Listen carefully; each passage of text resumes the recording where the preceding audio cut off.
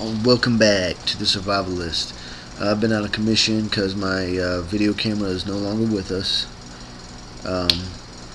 So I'm on the webcam right now. I'm not big on the tabletop reviews type deal and the sit downs. I don't like all that. I like to get out there. People like to see action. They want to see something getting used in its intended environment. So that's basically what I try to give to everybody. So what we're going to be doing today is just going over some mods I made, since I can't really get out here and tote this laptop around to give you any more videos. So I'm going over some mods I made to my Becker Necker and some mods I made to the BK9. Alright, on the Becker Necker. Okay, this is a BK11 carbon semi-steel. Made me a leather sheath for it for a couple reasons. One, I like leather sheaths. Two, I wanted something I could put on my belt. And three, I changed the profile of the edge, so the Kydex sheath, the blade was flopping around in there, which will dull your knife a lot quicker than if just normal use of the knife.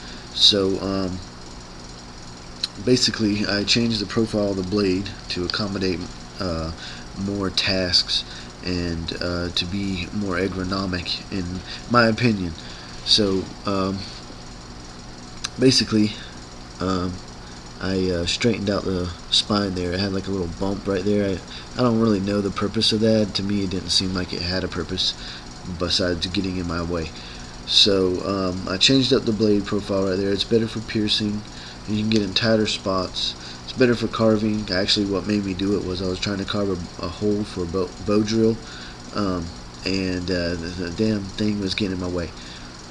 Well, I found out that I can actually get more power with this angle. It feels sturdier in my hand, and I can definitely get more power and control out of it like this now. So I like the design a lot better. One thing about this leather wrapped handle here, I just cut out some rawhide and stained it, but it's miles ahead of the paracord, which is not even paracord that comes with it, some kind of nylon crap. But when that stuff's wrapped tight so it doesn't come out of place, the paracord is kind of slick, especially when it gets wet. It's slippery. It's not as sturdy as this, and it kind of actually catches to the leather inside the sheath, so it doesn't want to come out. Even if it did come down, which I have to pull it to get it to come down, it's not going to fall out, because when I designed the sheaths over time, I learned that by integrating the belt loop into the stitching and making that all one piece, this is all one. If I was to unravel it, it would be one long strand all the way into the belt loop. That it takes up less space, making the overall profile less obtrusive and able to ride closer to your person, and eliminates the knot that would be at the top, so that it doesn't get caught whenever you're sliding it in and out of your pocket. And it makes this whole system up here a lot stronger. It's way stronger than if you do it the other way, which would be to cut the belt loop separately from the rest and thread through it with the little knot right there. That stuff stretches out. It puts a lot of stress on that point right there with the leather. And I wet formed it, so it's real tight and sturdy, and I like it a lot better now. I might add some wood handles. I'll let you guys check that out if I do. I'm in the process of making them at the moment, so I'll be sure to post that up. The BK9, okay, it is a beast. It's a chopper, man. Me and that guy, we got a lot of quality time in the field, and I use it for a variety of tasks, but I came to the conclusion that my hatchet does a lot better chopping than the BK9, and my machete is way better for clearing, brush and stuff like that, especially anything close to the ground. I don't want to I don't care about my $20 machete going into the dirt and getting all mangled up, and I can just file it out, you know. But if I did that to the BK9, it was almost in tears, you know. So basically, I came to the conclusion that it was kind of big, especially since I always carry the machete and the hatchet with me when I'm out clearing my trails. It's like bow season's coming up, thank God. But yeah, I came to the conclusion that I needed something shorter.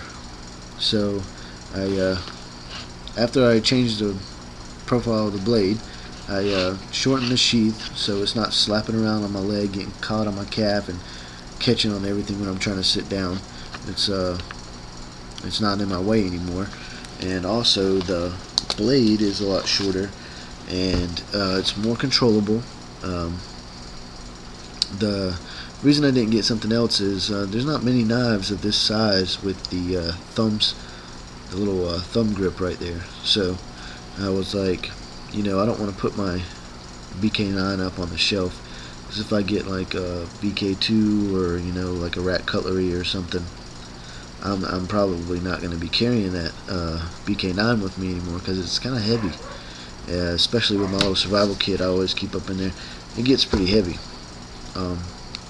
And just the 2.5 inches that I took off the blade actually makes a big difference in the weight.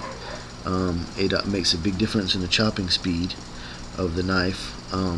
I can expend less energy, which in any kind of situation, survival situation, you want to use as little energy as possible. And when I'm working, I want to use as little energy as possible so I can work longer, work more efficiently, get the job done. So I got this here. So I mean, as you can see, I'll step back right here. I mean, it's still pretty big, but it's just not huge like the BK9.